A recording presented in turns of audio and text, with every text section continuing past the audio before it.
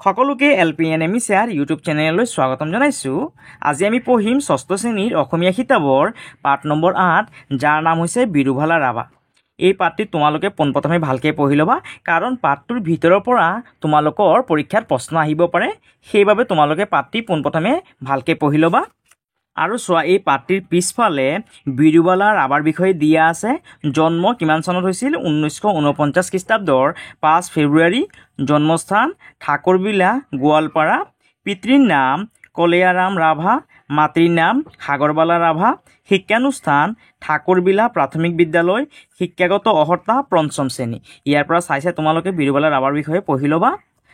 আজি চোৱা, আমি এই পাঠটিৰ পিছফালে থকা যিখিনি ক্ৰিয়াকলাপভিত্তিক প্ৰশ্ন দিয়া আছে সেইখিনি সমাধান কৰিম।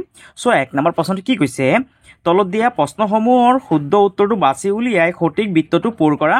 1 নম্বৰ প্ৰশ্ন ইয়াত কৈছে যে কাৰ গাত পৰিয়ে বাঁহ লৈছিল বুলি দেওধনীয়ে মংগল চাই কৈছিল? ক নম্বৰ পৰমেশ্বৰ ৰাভাৰ গাত, খ নম্বৰ কুমলী ৰাভাৰ গাত, গ নম্বৰ বিষ্ণুপ্ৰসাদ ৰাভাৰ গাত, ঘ নম্বৰ দয়ালু ৰাভাৰ গাত। ইয়াৰ যোনটো শুদ্ধ উত্তৰ সেইটো হ'ব ক নম্বৰ ধৰ্মেশ্বৰ ৰাভাৰ গাত।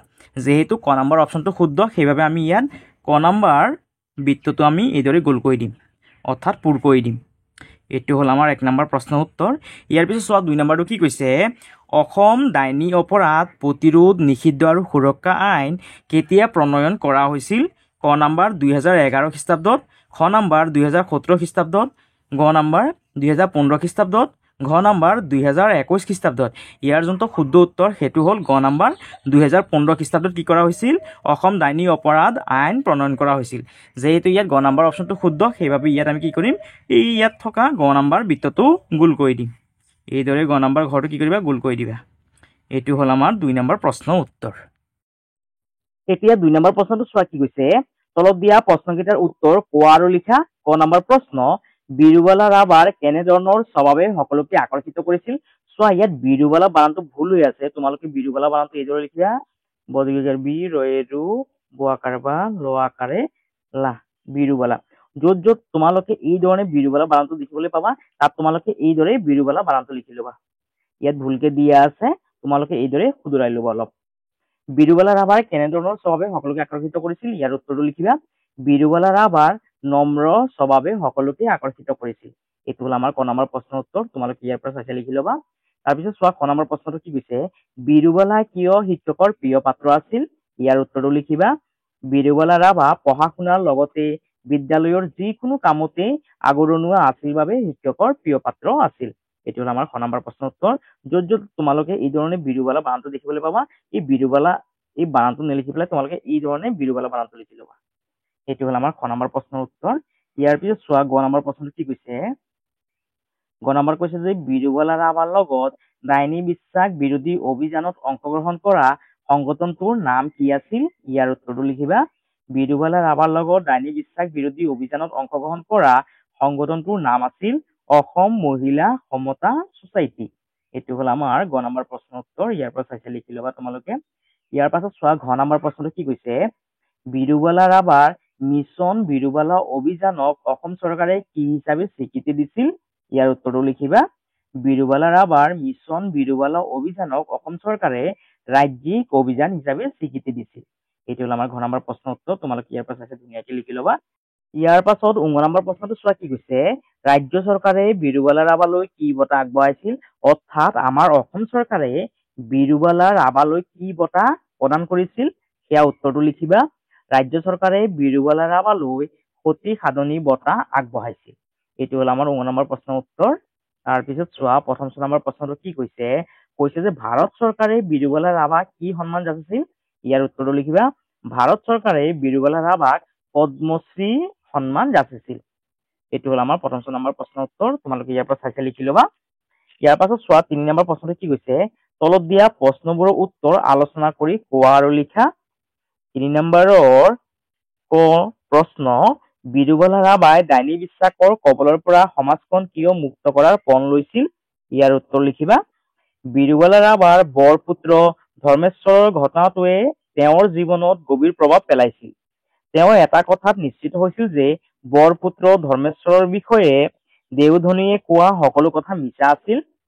সেইদৰে ডাইনী বেজ-বেজালি আদি সম্পৰ্কে থকা অন্ধবিশ্বাসবোৰেও মানুহবোৰক বিপদত পেলাইছিল। সেইবাবেই বিৰুবালা ৰাভাই ডাইনী বিশ্বাসৰ কবলৰ পৰা সমাজখন মুক্ত কৰাৰ পণ লৈছিল। এইটো হ'ল আমাৰ ক নম্বৰ প্ৰশ্নৰ উত্তৰ। তোমালোকে ইয়াৰ পৰা চাই লিখি ল'বা। ইয়াৰ পাছত চোৱা খ নম্বৰ প্ৰশ্নটো কি কৈছে মিছন বিৰুবালা অভিযানে ডাইনী বিশ্বাসৰ বিৰুদ্ধে কেনেদৰে কাম কৰিছিল। ইয়াৰ উত্তৰটো লিখিবা। মিছন বিৰুবালা অভিযানক অসম চৰকাৰে ৰাজ্যিক অভিযান হিচাপে স্বীকৃতি দিছিল।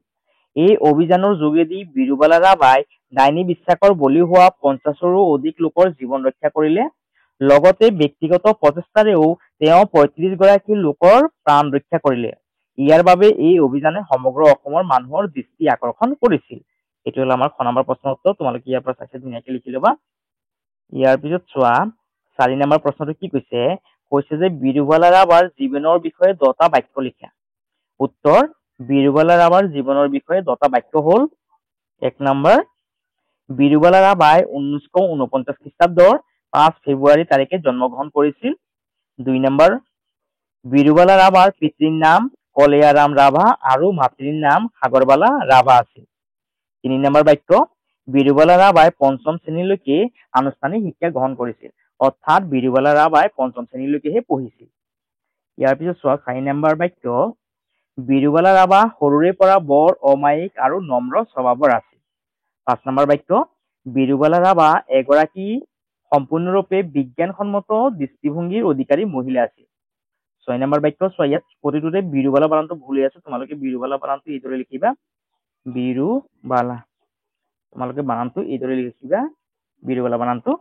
6 নম্বৰ বাক্য বিৰুবালা ৰাভা পঢ়া শুনাৰ লগতে বিদ্যালয়ৰ যিকোনো কামতে আগৰণুৱা আছিল। সেইবাবে তেওঁ শিক্ষকৰ প্ৰিয় পাত্ৰ আছিল। এইটো হ'ল আমাৰ 6 নম্বৰ বাক্য। এতিয়া চোৱা 7 নম্বৰ বাক্যটো। 7 নম্বৰ বাক্য 2011 খ্ৰীষ্টাব্দত বিৰুবালাই অসম মহিলা সমতা ছচাইটিৰ লগত লগ হৈ মিছন বিৰুবালা নামেৰে ডাইনী বিশ্বাস বিৰোধী অভিযান আৰম্ভ কৰিছিল, য'ত তেওঁ কিছু সফলতা লাভ কৰিছিল।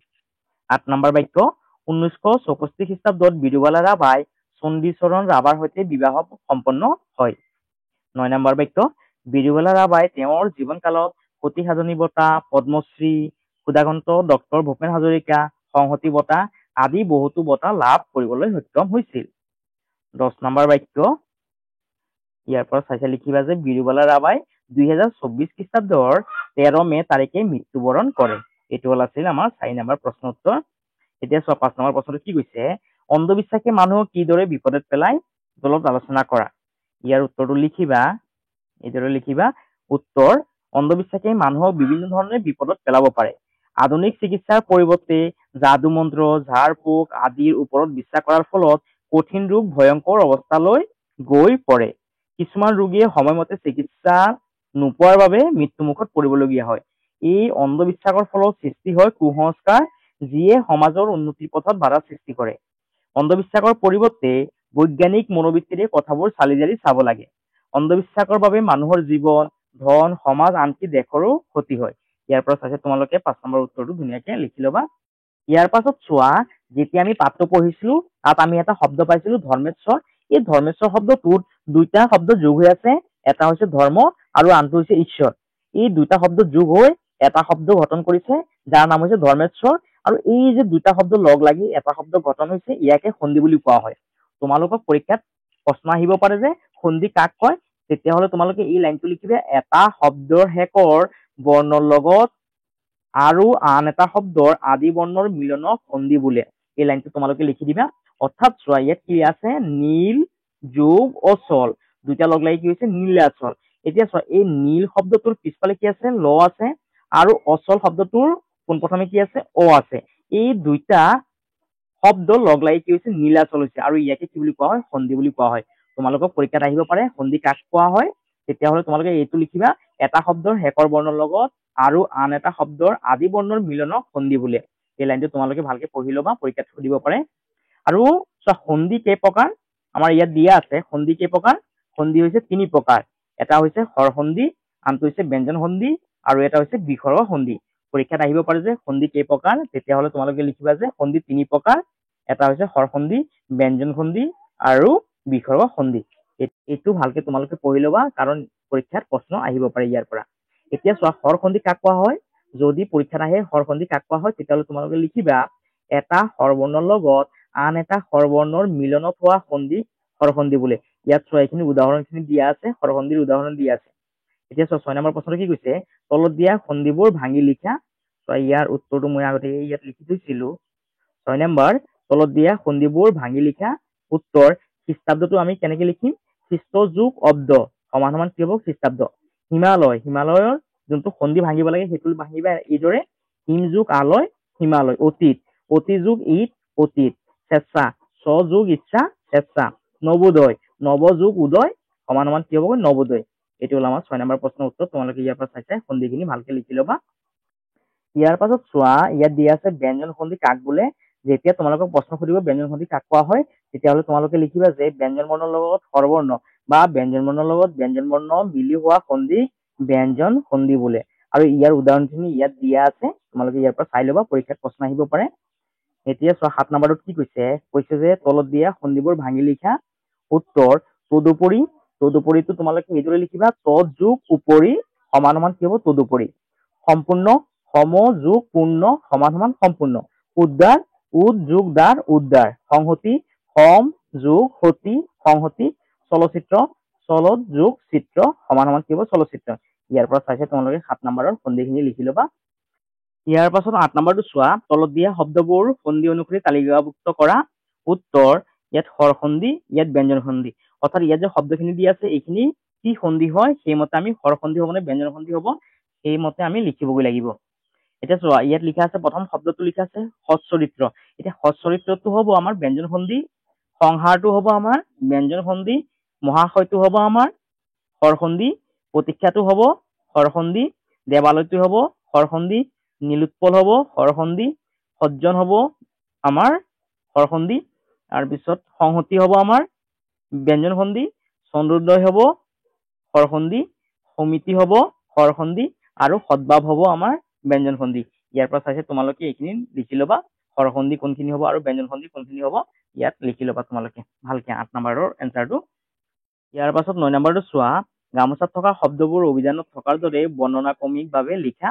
ইয়াত গামোচাত কেইটামান শব্দ দি আছে, এই শব্দখিনি আমি চাই চাই ইয়াত ক, দন্তীয়া ধ, ব আৰু দন্তীয়া হ তলত লিখিব লাগে। এতিয়া অভিধানিক মতে লিখিব লাগিব, অৰ্থাৎ ডিক্সনাৰী মতে আমি লিখিব লাগিব। চোৱা, ডিক্সনাৰী মতে কি আহিব, প্ৰথমে ইয়াত কৰে যিহেতু লিখিব দিছে, প্ৰথমে কটো আহিব, তাৰপিছত কৰ পিছত ক আকাৰ থকা আহিব, তাৰপিছত হস্ৰ ইকাৰ আহিব, তাৰপিছত দীৰ্ঘ ইকাৰ থকাটো আহিব। অৰ্থাৎ চোৱা, প্ৰথমে কি লিখিছে, ইয়াত কাৰণ লিখিছে, কিছু লিখিছে, কুটুম লিখিছে, তাৰপিছত ইয়াত এটা লিখিব লাগিব আমি, ইয়াত কৃষিটো আহিব। অৰ্থাৎ চোৱা, ইয়াৰ উত্তৰখিনি মই আগতে ইয়াত কৈ থৈছিলো। 9 নম্বৰ প্ৰশ্নৰ উত্তৰ, ইয়াৰ উত্তৰটো হ'ব প্ৰথম কাৰণ, কিছু, কুটুম, কৃষি। তাৰপিছত দন্তীয়াত যদি হ'ব দুখ, তাৰপিছত আহিব দূৰ, তাৰপিছত আহিব দেউতা, তাৰপিছত আহিব দেউধনী। অৰ্থাৎ চোৱা, ইয়াত দুখটো কি কাৰণে আহিছে, কাৰণ হস্ৰ উকাৰখন দীৰ্ঘ উকাৰৰ আগত আহে, হয়নে? তাৰপিছত একাৰখন কি আহিব, দীৰ্ঘ উকাৰৰ পাছত আহিব, হয়নে? এতিয়া ইয়াত চোৱা, ইয়াতো দন্তীয়াত দয়কাৰ আছে, ইয়াতো দন্তীয়াত দয়কাৰ আছে, কিন্তু ইয়াত যিহেতু যেতিয়া আমি অ-আটো পঢ়িম তেতিয়া হস্ৰটো যিহেতু আগত আহে, সেইকাৰণে ইয়াত দেউতাটো আগত লিখিব লাগিব, আৰু ইয়াত উটো যিহেতু পাছত আহিব, সেইকাৰণে আমি ইয়াত দেউধনীটো পাছত লিখিব লাগিব। ঠিক এই ধৰণে বটো লিখিব লাগিব, এই চন্দ্ৰবিন্দু থকাটো আগত আহিব, বটা আহিব, তাৰপিছত বন্তি আহিব, তাৰপিছত বাট আহিব, তাৰপিছত বিশ্ব লিখিবা। চোৱা, ইয়াত প্ৰথমে বটো আগত আহিব, তাৰপিছত আকাৰ আহিব, বৰ লগত আকাৰ আহিব, আকাৰৰ পিছত কি আহে, হস্ৰ ইকাৰ আহে, তাৰপিছত দীৰ্ঘ ইকাৰ আহে, তাৰপিছত হস্ৰ উকাৰ আহিব, তাৰপিছত দীৰ্ঘ উকাৰ আহিব, এই মতে আমি লিখিবগৈ লাগিব। তাৰপিছত দন্তীয়া যদি লিখিবা, সমাজ, সাহস, সিঁচৰিত আৰু সিঁচৰতি আৰু সুলভ। ইয়াৰ পৰা চাইছে তোমালোকে ধুনীয়াকৈ লিখি দিবা। এইটো হ'ল আমাৰ 9 নম্বৰ প্ৰশ্নৰ উত্তৰ। ইয়াৰ পাছত চোৱা, 10 নম্বৰ প্ৰশ্নটো কি কৈছে যে তলত দিয়া শব্দকেইটা ব্যৱহাৰ কৰি বাক্য ৰচনা কৰা। বাক্য ৰচনা কৰিব দিছে, হতাশ, হতাশেৰে লিখিবা, হৰিয়ে খেলত জিকিব নোৱাৰাৰ বাবে হতাশ হৈ পৰিছে। পাৰ্গত, ইয়াৰ বাক্য ৰচনাটো লিখিবা, সীমা পঢ়া শুনাৰ লগতে খেল ধেমালি আদিত পাৰ্গত ছোৱালী। তাৰপিছত লিখিবা, অশিক্ষিত, নবীনৰ দেউতাক এজন অশিক্ষিত ব্যক্তি। গৌৰৱ, নয়নে পৰীক্ষাত ভাল ফলাফল দেখুওৱাৰ বাবে সকলোৱে গৌৰৱ অনুভৱ কৰিছে। এইটো হ'ল আমাৰ 10 নম্বৰৰ বাক্য ৰচনাখিনি। ইয়াৰ পিছত চোৱা, আৰু দুটামান আছে। বিশ্বাস, ভাৰতে আজি খেলখন জিকিব বুলি মোৰ বিশ্বাস। প্ৰিয় পাত্ৰ, লিখিবা, বিৰুবালা ৰাভা শিক্ষকৰ প্ৰিয় পাত্ৰ আছিল। এইখিনি হ'ল আমাৰ বাক্য ৰচনাখিনি 10 নম্বৰৰ। ইয়াৰ পিছত চোৱা, 11 নম্বৰ প্ৰশ্ন। 11 নম্বৰ কৈছে যে তলত দিয়া শব্দবোৰৰ লিংগ নিৰ্ণয় কৰি তালিকাভুক্ত কৰা। ইয়াত শব্দখিনি দিয়া আছে, ইয়াত কোনখিনি পুংলিংগ আৰু কোনখিনি স্ত্ৰীলিংগ সেইমতে আমাক দুটা ভাগ কৰিব দিছে। এই চাইডে আমি পুংলিংগ লিখিম আৰু এই চাইডে লিখিম স্ত্ৰীলিংগ। পুংলিঙ্গ মানে পুৰুষ আৰু স্ত্ৰীলিঙ্গ মানে মহিলা। মা কি হ'ব স্ত্ৰীলিঙ্গ, পুৰুষ হ'ব পুংলিঙ্গ, ৰাণী স্ত্ৰীলিঙ্গ, অধ্যাপক পুংলিঙ্গ, শিক্ষয়িত্ৰী স্ত্ৰীলিঙ্গ, দমৰা পুংলিঙ্গ, আইতা স্ত্ৰীলিঙ্গ, বোন্দা পুংলিঙ্গ, দেৱী স্ত্ৰীলিঙ্গ আৰু ল'ৰা পুংলিঙ্গ হ'ব। ইয়াৰ পৰা চাইছে তোমালোকে লিঙ্গখিনি ভালকে লিখি ল'বা। এইটো হ'ল আমাৰ 11 নম্বৰ প্ৰশ্নৰ উত্তৰ। ইয়াৰ পাছত চোৱা 12 নম্বৰটো কি কৈছে, তলত কিছুমান বৰ্ণ আৰু যুক্তাক্ষৰ খেলি মেলিকৈ দিয়া আছে, অৰ্থ অনুসৰি এই শব্দবোৰ শুদ্ধকৈ সজাই লৈ কাষৰ খালী বাকচত লিখা। ক নম্বৰ, ইয়াত চোৱা কেইটামান বৰ্ণ দিয়া আছে আৰু এই বৰ্ণখিনি উল্টা পুল্টাকে দিয়া আছে। এইখিনি আমি ভালকে সজাই লৈ আমি এই খালী ঘৰখিনিত লিখিব লাগিব। ইয়াত চোৱা নিৰাশ, নিৰাশ মানে ইয়াৰ পৰা আমি এনেকুৱা এটা শব্দ বনাব লাগিব, অৰ্থাৎ গঠন কৰিব লাগিব যোনটো নিৰাশৰ সমাৰ্থক হয়, অৰ্থাৎ সমান হয়। নিৰাশৰ পৰা ইয়াত আমি হতাশ লিখিব পাৰি, হতাশ লিখিব পাৰি। খ নম্বৰটো চোৱা, ইয়াত কি আছে, ইয়াত সহজে আৰোগ্য নোহোৱা, ইয়াত হ'ব দুৰাৰোগ্য, যোনটো দ তস্কৰটো আগত হ'ব, তাৰপিছত ৰৌকাৰ হ'ব দুৰাৰোগ্য। চোৱা এইখিনিৰ উত্তৰটো মই ইয়াত আগতীয়াকে লিখি দিছো। ইয়াত 12 নম্বৰ, তলত কিছুমান বৰ্ণ আৰু যুক্তাক্ষৰ খেলি মেলিকৈ দিয়া আছে, অৰ্থ অনুসৰি এই শব্দবোৰ শুদ্ধকৈ সজাই লৈ কাষৰ খালী বাকচত লিখা। ক নম্বৰটোৰ উত্তৰটো হ'ব হতাশ, খ নম্বৰটো হ'ব দুৰাৰোগ্য, দুৰাৰোগ্য হ'ব। গ নম্বৰটো চোৱা, গ নম্বৰটো কি হ'ব, ইয়াত সংকোচ, সংকোচটো হ'ব কুণ্ঠাবোধ হ'বগৈ। ইয়াৰ উত্তৰটো চোৱা, ইয়াৰ উত্তৰ গ নম্বৰটো হ'ব উত্তৰটো কুণ্ঠাবোধ, ঘ নম্বৰটো হ'ব অমায়িক, তাৰপিছত ও নম্বৰটো হ'ব আগৰণুৱা, প্ৰথম শ্বৰটো হ'ব প্ৰচেষ্টা আৰু দ্বিতীয় শ্বৰটো হ'ব মহীয়সী। এইটো হ'ল আমাৰ দ্বিতীয় চ, অৰ্থাৎ 12 নম্বৰ প্ৰশ্নৰ উত্তৰ। ইয়াৰ পৰা চাইছে তোমালোকে এই খালী ঘৰখিনিত, ইয়াত থকা খালী ঘৰখিনিত লিখি দিবা। প্ৰথম শ্বৰটোত কি হ'বগৈ, প্ৰয়াস বা যত্নটোক কি বুলি কোৱা হ'ব, প্ৰচেষ্টা বুলি কোৱা হ'ব। ইয়াত প্ৰচেষ্টা বুলি লিখিবা। ও নম্বৰটো হ'ব ইয়াত আগৰণুৱা, ইয়াত হ'ব এইটো হ'ব, ঘ নম্বৰটো হ'ব অমায়িক, তাৰপিছত ঘ নম্বৰটো হ'ব কুণ্ঠাবোধ হ'ব ইয়াত, তাৰপিছত দ্বিতীয় শ্বৰটো হ'ব মহীয়সী। এইটো হ'ব আমাৰ, ইয়াৰ পৰা চাইছে তোমালোকে লিখি দিবা 12 নম্বৰ প্ৰশ্নৰ উত্তৰ মহীয়সী লিখি দিবা। ইয়াৰ পাছত চোৱা 13 নম্বৰ প্ৰশ্নটো, তলত কিছুমান জতুৱা ঠাঁচৰ অৰ্থৰ সৈতে দিয়া হৈছে, এইবোৰ ব্যৱহাৰ কৰি বাক্য ৰচনা কৰা। ক নম্বৰটো এইদৰে লিখিবা, আকাশত চাং পতা মানে হ'ল অস্বাভাৱিক কল্পনা কৰা, অৰ্থাৎ এই যে আকাশত চাং পতা জতুৱা ঠাঁচটো দিয়া আছে, ইয়াৰ অৰ্থটো এই ব্ৰেকেটত দিয়া আছে, অস্বাভাৱিক কল্পনা কৰা। এইটো দি আমি কি কৰিব লাগিব, এটা বাক্য ৰচনা লিখিব লাগিব। সেইটো দি লিখিবা, ছোৱালীজনীয়ে নিজৰ জন্মদিনৰ বাবে আকাশত চাং পাতি আছে। এইটো হ'ল আমাৰ ক নম্বৰ বাক্য ৰচনা। খ নম্বৰটো মুদা ফুটা, মুদা ফুটাৰ অৰ্থটো হৈছে অতি খ্যাতনামা। ইয়াৰে এটা বাক্য ৰচনা লিখিবা, ৰাম মুদা ফুটা হোৱাৰ পিছতো অলপো অহংকাৰ নকৰে। ঘ নম্বৰ সাত ঘাটৰ চেঙেলী, ইয়াৰ অৰ্থটো হ'ল বৰ টেঙৰ লোক। ইয়াৰ যোনটো বাক্য ৰচনা সেইটো লিখিবা এইদৰে, সৰুৰে পৰা কনক সাত ঘাটৰ চেঙেলী। ইয়াৰ পিছত ঘ নম্বৰটো চোৱা, ঘ নম্বৰটো হৈছে অহু কাণে পহু কাণে, ইয়াৰ অৰ্থটো হৈছে ঘুনু ঘানাকৈ শুনা। ইয়াৰ বাক্য ৰচনাটো লিখিবা, পৰীৰ বিয়াৰ খবৰটো গাঁওখনৰ অহু কাণে পহু কাণে ওলাইছে। ও নম্বৰ হিয়াৰ আমঠু মানে হৈছে অতি মৰমৰ, লিখিবা যে সন্তানবোৰ সদায় মাকৰ হিয়াৰ আমঠু। এইটো হ'ল আমাৰ বাক্য ৰচনাখিনি 13 নম্বৰৰ। আৰু এইখিনি আছিলে আমাৰ এই পাঠটোত থকা পাঠভিত্তিক অনুশীলনীৰ প্ৰশ্নখিনি। ইয়াৰ পৰা চাইছে তোমালোকে এইখিনি লিখি পেলাই ধুনীয়াকে শিকি ল'বা। আৰু যদি তোমালোকৰ যদি ভিডিঅ'টো যদি ভাল লাগিছে, তেতিয়াহ'লে তোমালোকে চেনেলটো ছাবস্ক্ৰাইব কৰি দিবা, ভিডিঅ'টো শ্বেয়াৰ কৰিবা আৰু কমেণ্ট কৰিবলৈ নাপাহৰিবা। সকলোকে ধন্যবাদ।